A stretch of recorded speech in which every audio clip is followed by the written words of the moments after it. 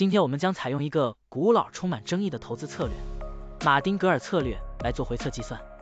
股票市场中，马丁格尔策略就是在股价下跌时增加投资，以较低的平均成本获得更多的股份，然后在股价上涨并达到盈利目标时，一次性卖出获利了结。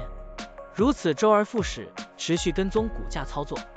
现在，我们就设定一些参数，让 Stocktiny AI 帮我们生成程序，对 ProShares Beetle 进行回测计算。设定参数如下：最大买入次数7次，最大加仓比例 1.5 倍，每次买入股价下跌的比例 10%， 获利卖出的上涨幅度 5%。运行时间从2023年1月1日到2024年5月2日。交易手续费设定为 0.10%。好了，按照上面的设定，程序运行的结果是累计交易54次，期末持仓价值10.6650.40元，盈利 6.65%。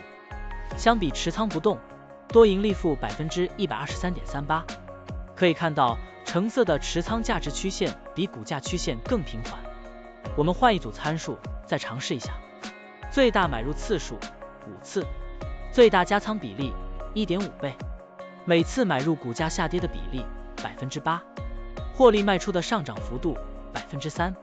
这样就可以得到新的回测结果。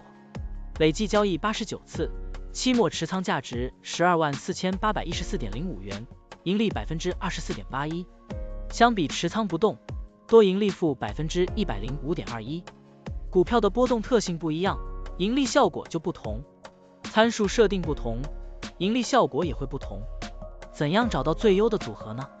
请评论区留言，让 Stocktiny AI 来帮助你。股票调优 AI， 利用 AI 技术赋能您的股票选择与操作。本站内容不构成对任何人的投资建议，您应当基于自己的独立判断做出决策。扫描二维码获取文字稿，欢迎点赞、评论、转发。